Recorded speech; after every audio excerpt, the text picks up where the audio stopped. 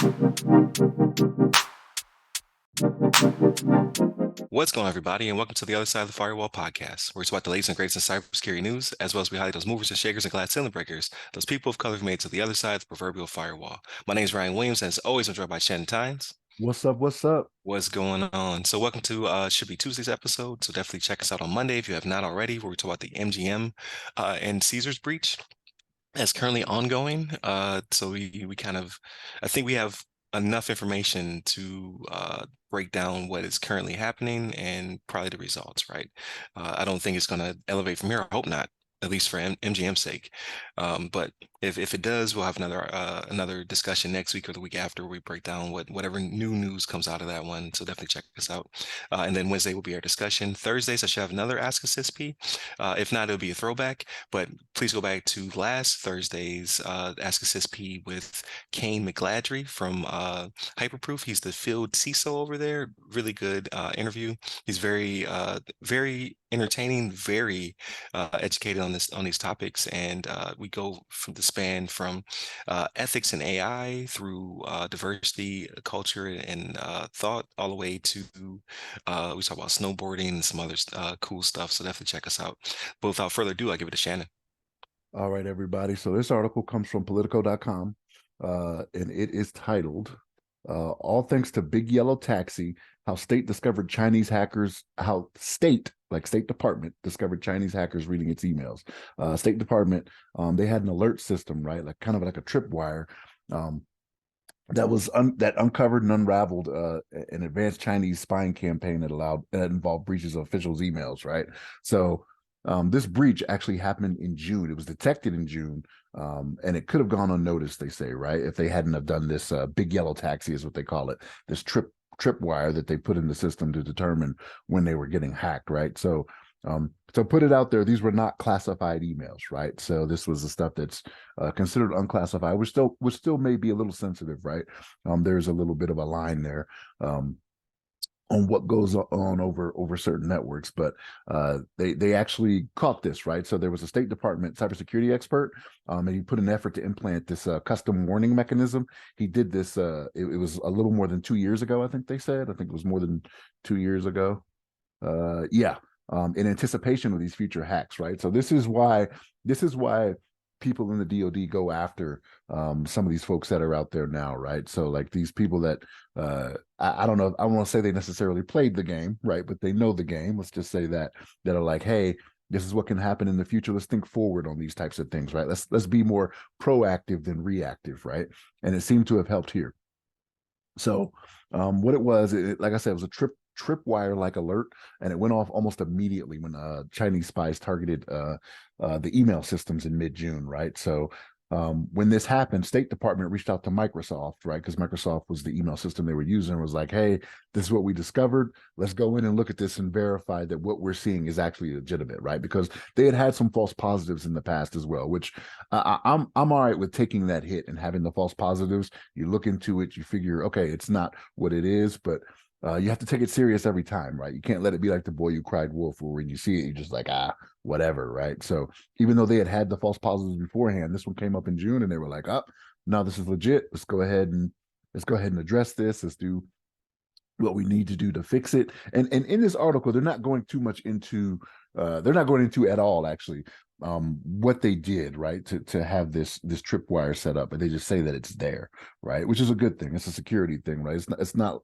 you don't want it to be like Geraldo out there giving away your position in Desert Storm. You know what I mean? You don't want to be like, hey, this is how we fixed it. Like there comes a point where journalism and reporting has to have a line, right? You know what I mean? Like we want this out there. We don't want to put it out there what was being done for our adversaries to get smart on it again and then try to figure out how to circumvent it. But yeah, this was one of those ones that hit the State Department, but they weren't the only ones that got hit, right? So there were other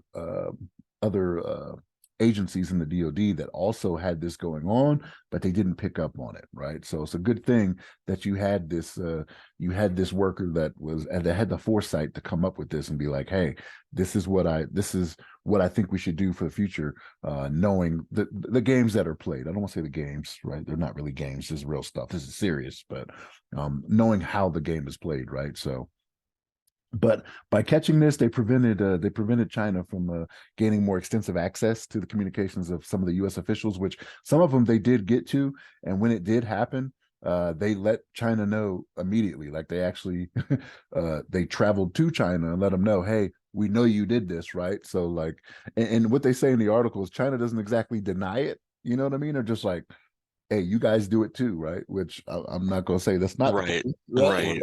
right? I'm not gonna say that's not the case, but they were like, they didn't deny it, and they were just like, "Hey, we do what we do, you do what you do," type thing is what it seems to come off with. But they do mention in the article how they went to him and addressed it with them, like, "Hey, we know you did it."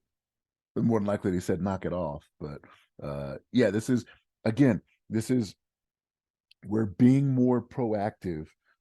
It helps in situations like this, right? Like we know who we're up against when it comes to what's going on in the world right now, right? We know we got your Chinas, your Russias, your North Koreas that are coming for us, right? And are we coming for them? Yes, we've done some articles even where we've gotten a little offensive in things, right? Like I may not necessarily be retaliatory, right? But maybe it is. We don't know. We don't know everything that's going on behind the scenes, right? But yeah, it's good.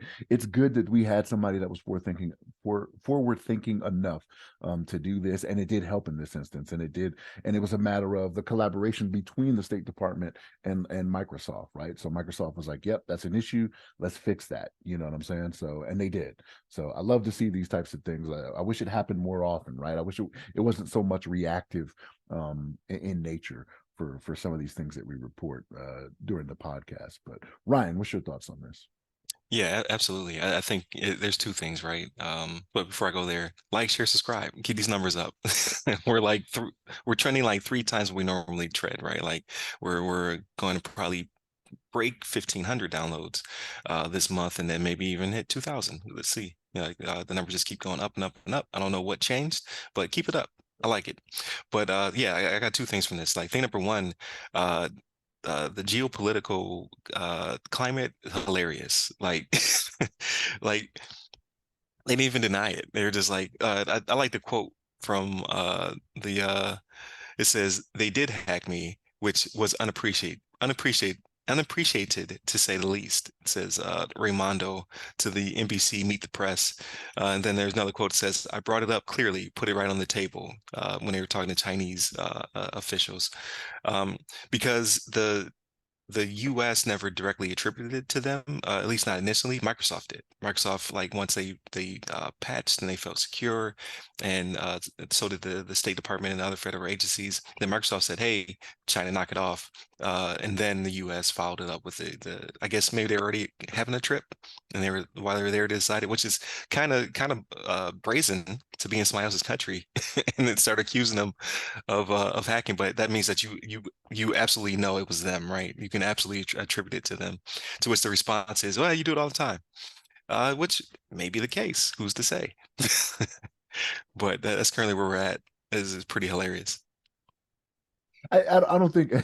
I mean, yes, it is brazen, but I don't think it's going to be like the movie 300, right? Where we send an envoy and then they Just kick them test into pitch them the into a hole. into You the know what I mean? hole. I don't think so. Like we're past that point right now. I mean, maybe not with some countries. Maybe North Korea might try it. I don't know, but like I don't think it'll be like that. We send an envoy just to relay a message, and it's like, hey, this is China. Kick.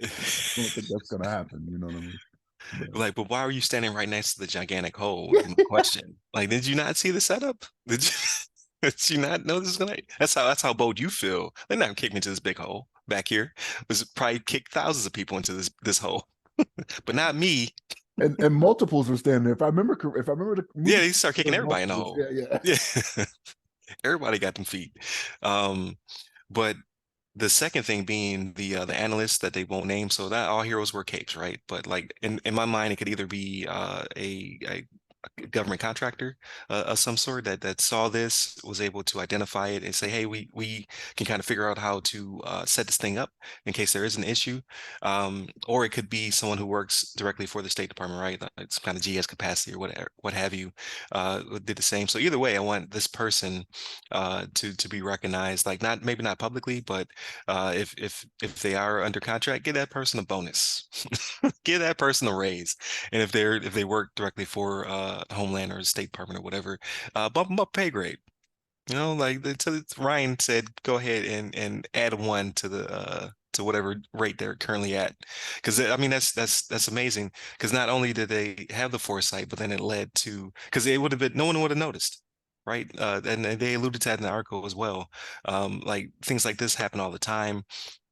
It didn't generate enough traffic to be something to be that uh different to the baseline, but it just so happens that they saw the flaw, put some guardrails around the flaw, right? Mitigated that risk. And then because of that, they were able to then feed all this to the other departments and Microsoft's able to patch it because then it would have been a global issue, right? China would have been in everybody's systems.